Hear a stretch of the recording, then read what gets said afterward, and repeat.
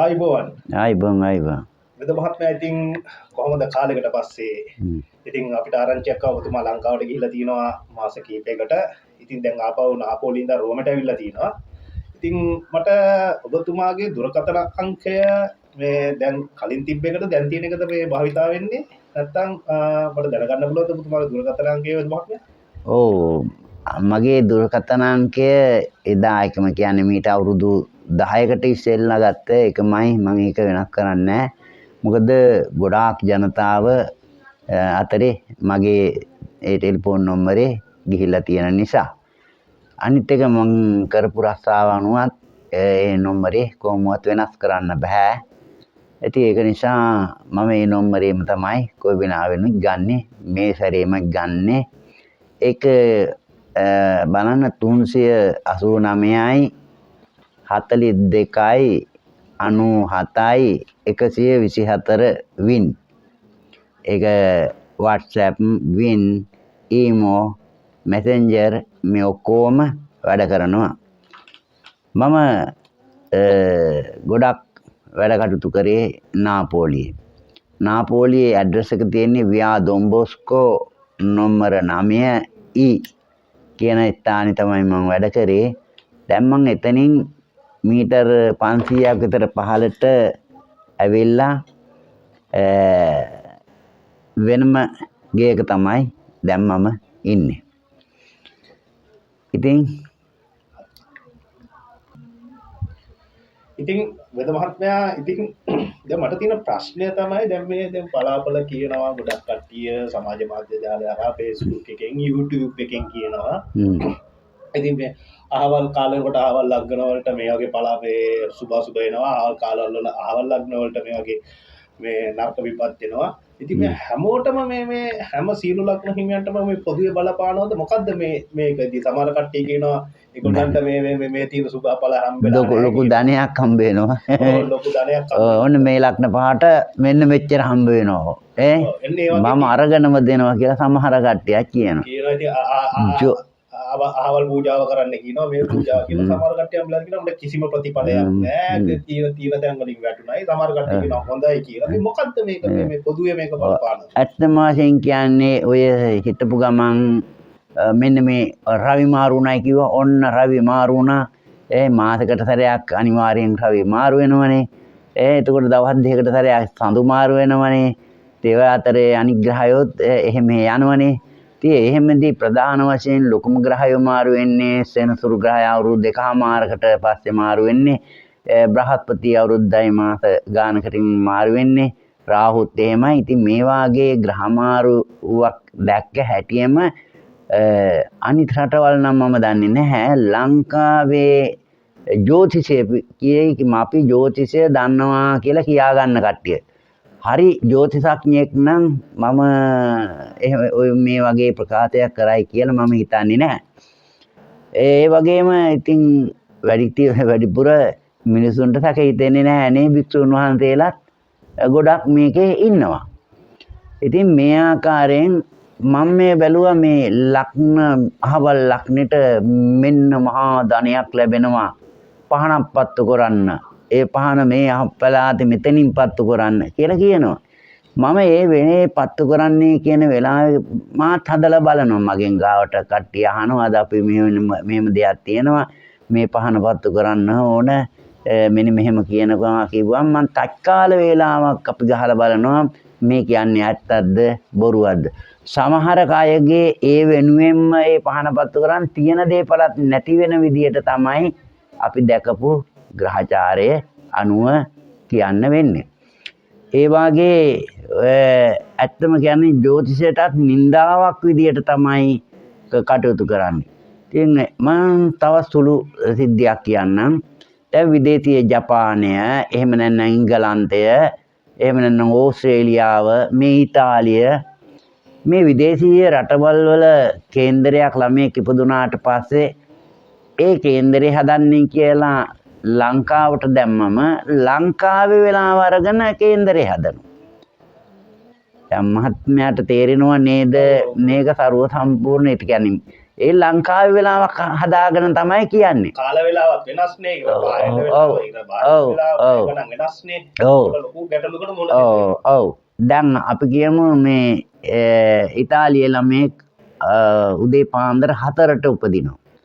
දැන් මේක හරිනම් ලංකාවේ වෙලාව අවරෝහණය කරලා ඉතාලිය හොයාගෙන ඒ වෙලාවට වෙලාව හැදුවොතින් වරදින්නේ නැහැ. එහෙම නෙවෙයිනේ මේ 4කුත් ගානෙට කියනකොට පැය 3යි විනාඩි ගානක් එහෙම නැත්නම් පැය 4ක් ඉස්සරහට එකතු කරලා වෙලාව හදනකොට සම්පූර්ණ මෙහි කරුවලේ ළමයා උපදින්නේ. හරේ ඉර පායලා ළමයා උපදින්නට වෙලාව හදනවා. මොන තරම් වැරද්දක්ද?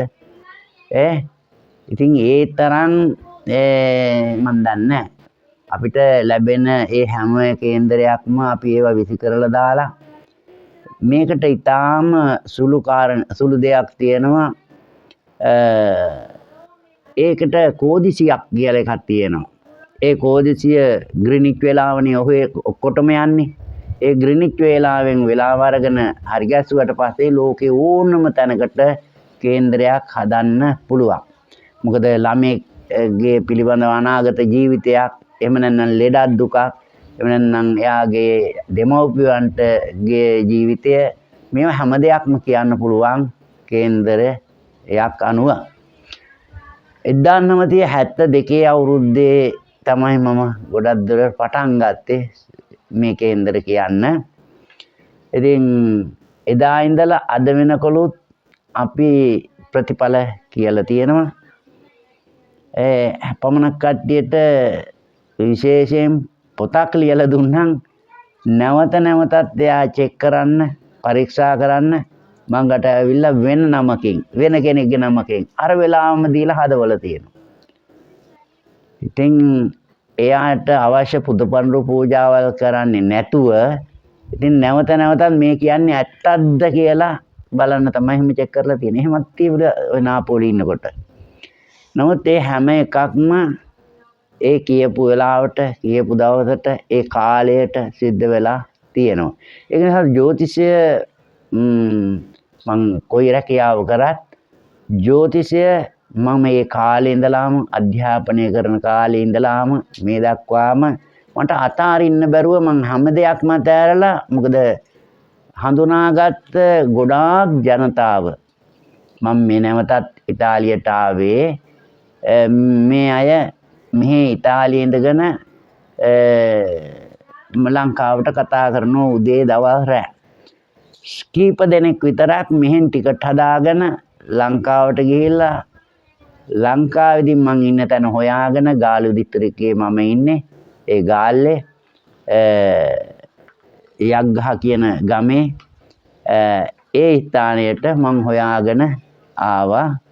ඒ මෙහෙදී යම්කිසි වැඩ කොටසක් කරලා ඒගොල්ලෝ සාර්ථක වෙච්ච නිසා ටිකට් හදාගෙන ලංකාවට ගිහිල්ලා ලංකාවේ ඉඳලා මං හමු වෙන්න ආවා. එතකොට මේ තරම් සත්‍ය දෙයක් අද තියෙන එකම දේ සත්‍ය වශයෙන් අපිට පේන්න තියෙන අනාගතය ගැන කියන්න දන්න කියන්න හොයන්න කියන්න හරියාකාරව තියෙන එකම දේ තමයි ජ්‍යොතිෂය. මිනිස්සෙක් ඉහළට යනවා පහළට යනවා. සමහර මිනිස්සුන්ට කියනවා අනේ මේ මන් දන්නේ මට මේ අසනීප බේක් ගත්තා සනීප වෙන්නේ නැහැ මොකද්ද මේ වෙන්නේ කියලා ඉතින් මගෙන් අහනවා.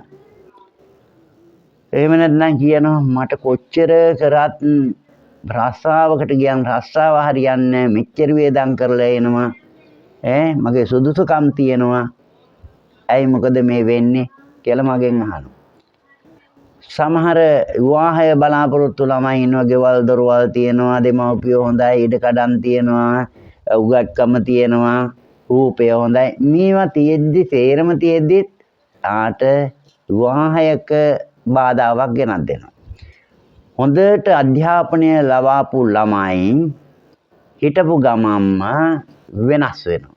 වෙනස් වෙලා අධ්‍යාපනයෙන් අතෑර දාන්න තරම් එයා අධ්‍යාපනයට කැමැත්තක් දක්වන්නේ නැතුව අතෑර දාමට තරම් ඒ ළමයා යොමු වෙනවා. මේ ජ්‍යොතිෂයෙන් ඇති වෙන බාධක. මේ පහුගිය දවසේ රවි කියන 2025 මාර්තු මාස 29 වෙනිදා සෙනසුරු කියන ග්‍රහයා මීන රාශියට ගියා. 2025 මාර්තු මාසයේ 29 වෙනිදා මීන රාශියට ගියා. එතකොට මේ මීන රාශියට ගියාට පස්සේ ගොඩක් අය මං හමු වෙන්න එනවා.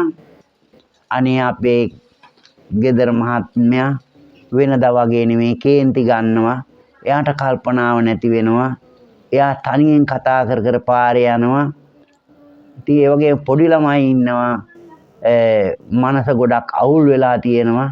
ඉතින් මේ බලන ග්‍රහචාරයේ ඒ ග්‍රහය මාරු වුණාට පස්සේ අන්න ඒ වාගේ ප්‍රතිඵල ඇති වෙනවා.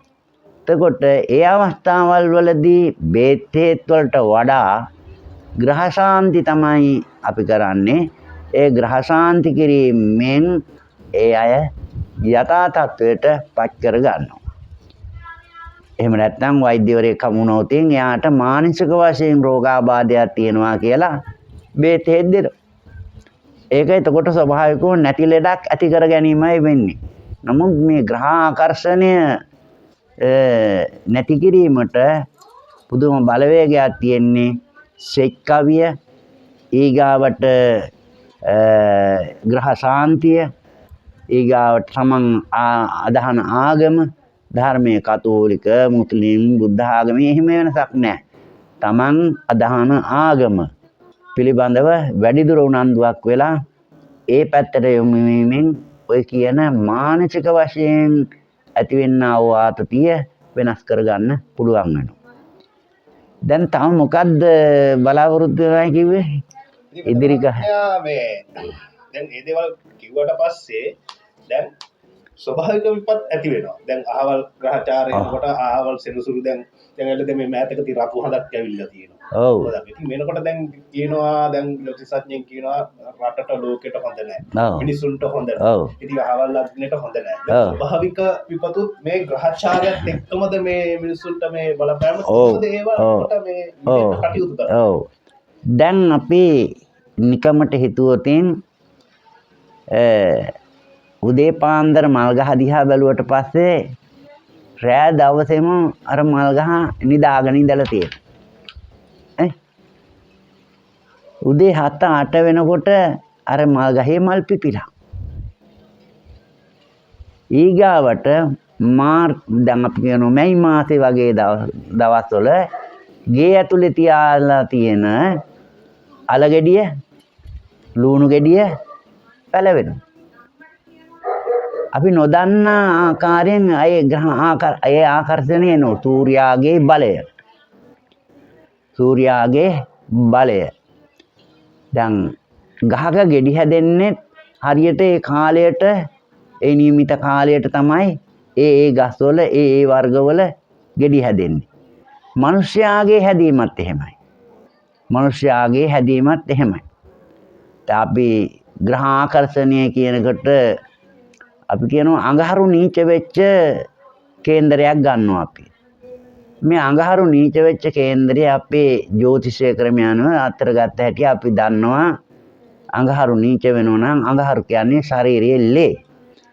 නමුත් අඟහරු නීච වුණා කියන්නේ ඒ ලේ කියන අපේ ඇඟේ දුවන ලේ වල විටමින් එකක් එහෙම නැත්නම් විටමින් අඩු වෙනවා. ඒක නීච වෙනවා. එතකොට ඒ නීච වීම නිසා ඒ උපදින අයගේ ලේ තියෙනවා. ලේ වල අපි කියනවා යකඩ අඩු වෙනවා කියනවා. විටමින් එක අඩු වෙනවා කියනවා. අපි කියනවා ඒ ග්‍රහයාම තමන්ගේ උපන් කේන්දරයෙන් 12 වෙනි රාශියේ 8 වෙනි රාශියේ මැතුව ඉපදුනොත් බලවත් විපත් වෙනවා, මරණයට පවා ලක් වෙනවා.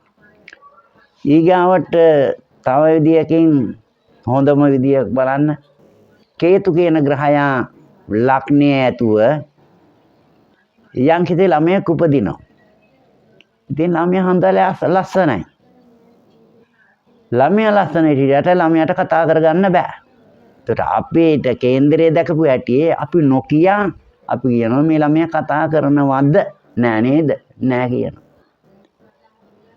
ඒ වාගේ ලොකු අයට අපි කියනවා ඒ වාගේ ග්‍රහචාරයක් ආවට පස්සේ තමන්ගේ මහදසාව ඉස්සෙල්ලා බලන්න ඕන අපි ලග්නය. ඒ ලග්නය බලන්න ඕන, ඊගාවට නවාංශකය බලන්න ඕන, ඊට පස්සේ බලන්න ඕන මහදසාව කියන්නේ මේ අපේගේ ඉදිරියට යන මේ කාලය කොහොමද ගෙවෙන්නේ කියලා. සමහර වෙලාවට ළමෙක් උපදිනවා මෙහෙ කියනවා මේ පහේ ශිෂ්‍යත්වයෙන් මෙන්න ඉහළම ලකුණු අපේ ළමයා ගත්තා කියලා කියනවා. ඒ ළමයා වහේ ශිෂ්‍යත්වයෙන් ලකුණු ගත්තට පස්සේ ලකුණු අරගෙන ළමයා O level ලියලා වැඩ 3යි එහෙම නැත්නම් 4යි පාස් වෙන්නේ. මේකෙදි හේතුව අර පහේ ශිෂ්‍යත්වයේ කාලේ අවුරුදු 5 ළමයිනේ. ඒ කාලේදී තමන්ගේ හොඳම ග්‍රහචාරයක නම් ඒ ළමයා ඉහළම ලකුණු මට්ටමක ඉන්නවා. මනස හොඳ වෙනවා. එතනින් ගියපු හැටිය මෙයාට හම්බ වෙන්නේ අඟහරු රාහු වගේ ග්‍රහයෙක් නම්, එහෙම නැත්නම් සිකුරා වගේ ග්‍රහයෙක් නම් ඒ ළමයාගේ ජීවිතය වෙනස් අතකට ඉබේ යොමු වෙනවා. වෙනත් අතකට ළමයා යොමු වෙනවා. ළමයාගේ පාට වෙනස් වෙනවා, හැදීම වෙනස් වෙනවා. ඊගාවට එයාගේ අර මානසික තත්ත්වය වෙනස් වෙනවා. ඉතින් ළමයාගේ අර ඉහළම යන අධ්‍යාපනයක් යන්න තියෙන එක නතර වෙනවා. ඒ වගේම අපි කියනවා හිටපු ගමන් මේ හොඳට හිටපු කෙනෙක්ගේ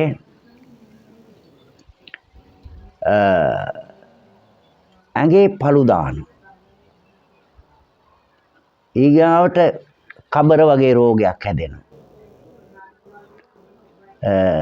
සමහර කෙනෙක්ගේ හිතා ගන්න බැරි ආකාරයට මේක දරුණු වෙනවා. දිනෙන් දින වැඩෙනකොට මේ ග්‍රහචාරයමයි මුල් කාලේ නැත් දේවල් පසු කාලේ ඇති කරන්නේ ඒ ග්‍රහචාරය. මේක ඉතින් ගොඩක් දුරට විග්‍රහ කරන්න මම බලාපොරොත්තු වෙන්නේ නැහැ. දැන් ඇහුවනේ අනාගතයේද කොහොමද වෙන්නේ කියලා. ගංගා ගලනවා, ඊගාවට ප්ලයිට් කඩා වැටෙනවා, ඒ වගේට නොයෙක් දේවල්. මම ඉස්සර වැඩසටහනකදී මං කිව්වා ඔන්න ලංකාවේ මැණික් මතු වෙනවා කියලා. සෙනසුරු තුලා රාශිය භූමියේ ලැබෙන භූමියේ තියෙන වස්තුව එළිය වැටෙන්නේ සෙනසුරු තුලාවේ රජ වෙනකොට. තුලාවේදී රජ වෙනවා. ඒක නිසා අපි කල්ැතු අවුරුදු ගානකට කලින් ඒක අපි කියනවා. ඒක සත්‍යයි. සිද්ධ වුණා. ඒ වගේම කෙටියෙන් විග්‍රහ කරන්නම් බ්‍රහස්පති කියන්නේ ග්‍රහය අපි නියෝජනය කරන්නේ පපුව. මොළය. එතන මොළය පපුව බ්‍රහස්පති අපි නියෝජනය කරනවා. අපිට අධ්‍යාපනය, ආලය, ආදරය, ගෙවල් දොරවල්, වතු පිටි ඉඩකඩම් දෙන්නෙත් මේ බ්‍රහස්පති. මේ ග්‍රහයාගේ ක්‍රියාව වෙනස් කිරීමට කේතු කියන ග්‍රහයා පහුගිය කාලේ ආවා. කොරෝනා හැදුනක මතකද? ඔව්. කොරෝනා කියන්නේ මේ රෙස්පිරේටර් එක හුස්ම ගන්න අමාරුවක් නේ පළවෙනි හැදෙන්නේ. හැදුනට අග්ගාල මැරෙනවා. ඒකේ බේතක් හොයාගන්න ගම්ම ගොඩාක් දෙනකක් මැරුණා. එතකොට ඒකට හේතුව බ්‍රහස්පති කියන ග්‍රහයා පපුව, ඒ පපුවට විස බීජයක් ඇතුල් වුණා. මේ වායුවේ බාහිර එන වායුව කේතුනේ. මේ දෙන්න මම ඒකත් කිව්වා අහවල් දවසින් පස්සේ මේ කේතු මෙතනින් අයින් වෙනවා. අයින් වුණාම අපිට මේකට ප්‍රතිකර්මයක් බේතක් හේතක් හොයාගන්න පුළුවන් හමු වෙනවා කියලා. මතකයි? ඔව්. ඒ වගේ අපිට ඉදාම ගොඩක් මම ලක්න ගැන කියන්න මේ සූදානම් වෙන්නේ කාලය මදි. ඉදිරි කාලේ මේ වෙලාව වෙනකොට සිංහ කියන ලක්නය බොහොම දුර්වලතාවයක ඉන්නේ. සිංහ ලක්නෙන් උපදිච්ච කෙනෙකුට ඕනම මේ කියන කතාව ඇත්තද නැත්තද කියලා හොයන්න පුළුවන්. සිංහ ලග්නයෙන් ඉපදිච්ච එක්කෙනාගේ 8 වෙනි රාශියේ සෙනසුරු ඉන්නේ. 8 වෙනි රාශියේ සෙනසුරු ගමන් කරනවා 2027 ජුනි මාසේ 6 වෙනිදා දක්වාම. සෙනසුරු. සෙනසුරු දෙන්නේ මොනවද? කරදර බාධා හරියටම හරි. පීඩනය ඔව්. හරීම කාලයක් දුක් විඳින රෝග හදනවා. මනස වෙනස් කරනවා. ඊගාවට සිංහ ලග්නකාරයට නම් ප්‍රධානම වශයෙන් තමන්ගේ පවුලගෙන් ලැබෙන සතුට, හවුල්කාරයෙන් ලැබෙන ගනුදෙනුව, ආදායම. එතකොට ඒ මීන රාශියට කියන්නේ කුම්භ රාශියේ හිටපු සෙනසුරු මීන රාශියට යනවා. ඊගාවට තමන්ට ළඟින්ම හිටපු උපකාර කරන්න බලාපොරොත්තු වෙන මිනිසයා අයින් කරනවා. සමහර වෙලාවට gedara මිනිසයාම වෙන්න පුළුවන්. ඉත්‍රියට පුරුෂයා, පුරුෂයාට ඉත්‍රිය නැති කරන්න පුළුවන්.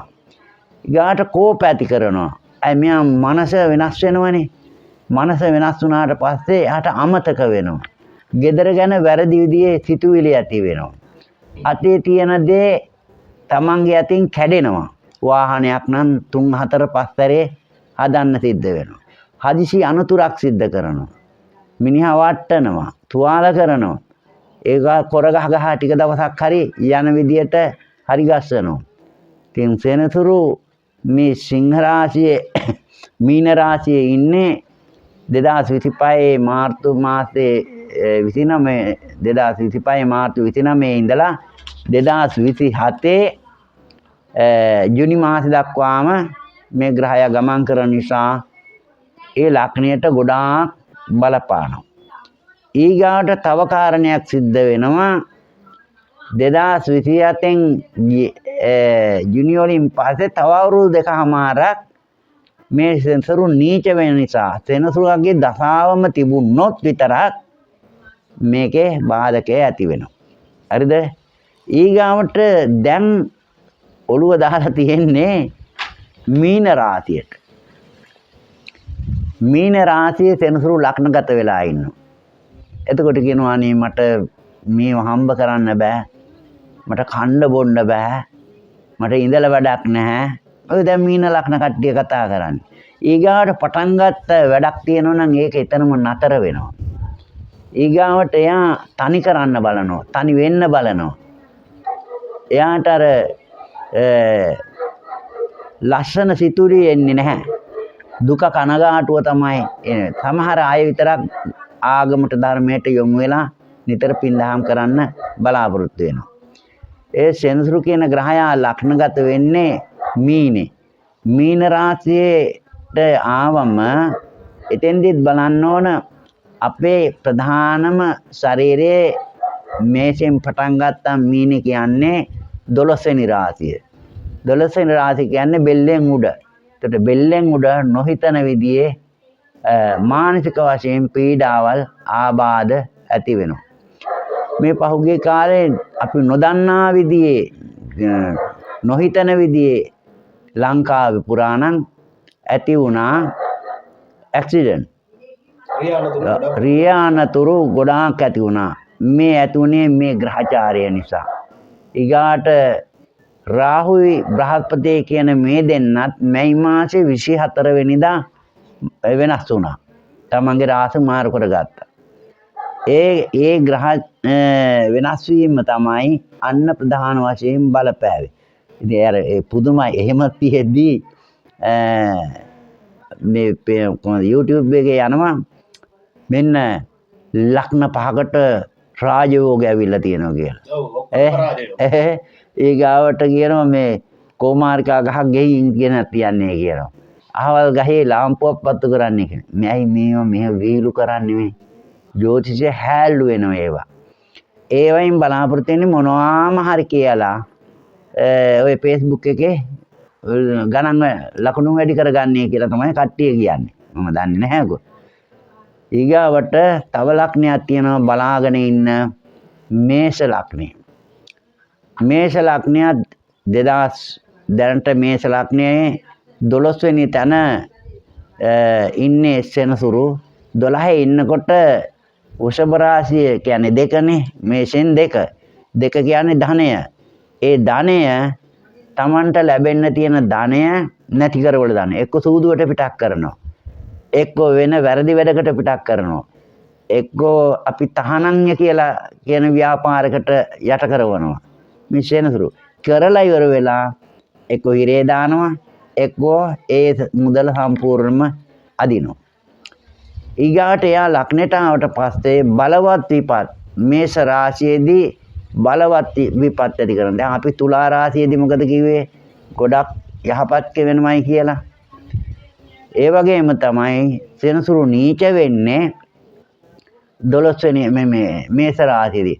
ළමයෙක් ඉපදුනොත් ඔය කාලය තුල ඒ ළමයා එක පැත්තක ආබාධිතයෙක් වශයෙන් උපදින්නේ.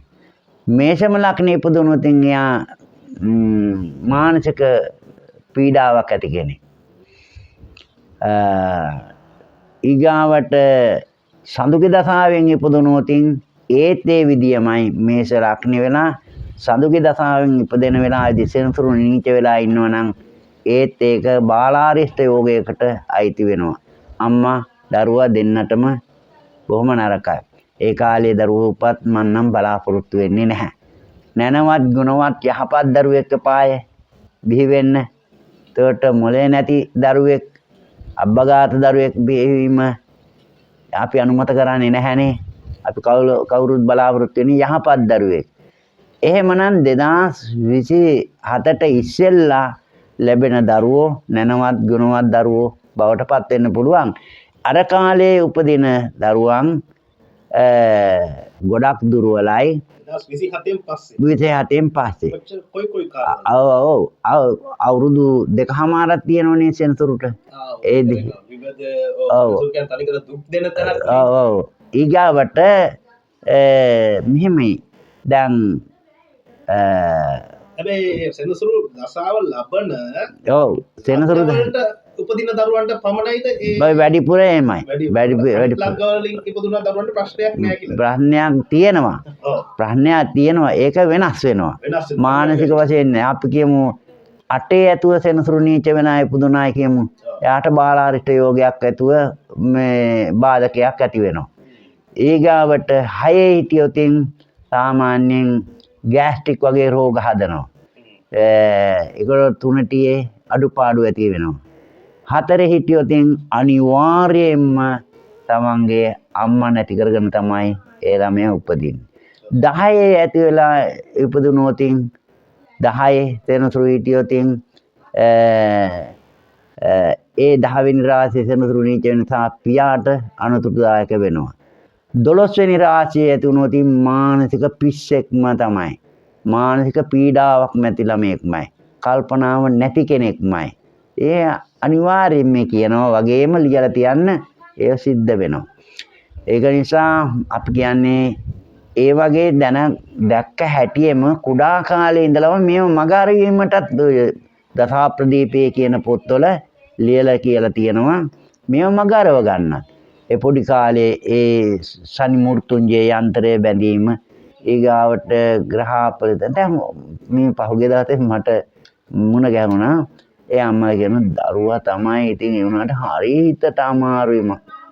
ඇයි මේ ළමයා කියන දෙයක් අහන්නේ පොතක් අල්ලන්නේ මේ අවුරුදු 3 තියෙන දේවල් ගහනවා කුඩු කරනවා ඒ කී කරුනේ නෑ දරුවට ගහලා වැඩක් නෑ.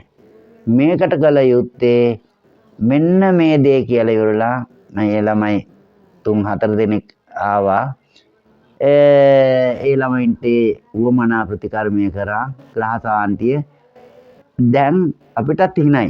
එයා පොඩි ළමයා සමාදන් වෙන්න ගිහිල්ලා පන්සලේ අම්මලා තාත්තලා සමාදන් වෙලා ඉන්නවා. මෙයාත් අර බෝතලයක් තියාගෙන වාඩි වෙලා ඔහේ ඉන්නවා. ආන්න කියනවා නම් හැම දෙයකම මේවට ප්‍රතිකර්ම තියෙනවා. බැරිම ඒවත් තියෙනවා. අපිට බැරි කියලා දේවල් ගොඩක් අඩුයි හමු වුණා. අපි හැමදේම පුළුවන් කියලා ඒකට අවශ්‍ය උපරිම දේවල් කිරීමෙන් අද ඒගොල්ලෝ ගොඩාක් ජීවත් වෙනවා. ඒක අපිට ගොඩක් සතුටුයි. ඉතින් ඒක නිසා දැන් අද අපි ගොඩක් ලග්න දෙක ගැනනේ කිව්වේ මේෂ ලග්නේ සිංහ ලග්නේ. ඉදිරි කාලයේදී තව ලග්න තියෙනවනේ. 10ක්ම තියෙනවනේ. ඉතින් අපි අනිත් දවසේ ඒ ගැන කතා කරන්න බලමු.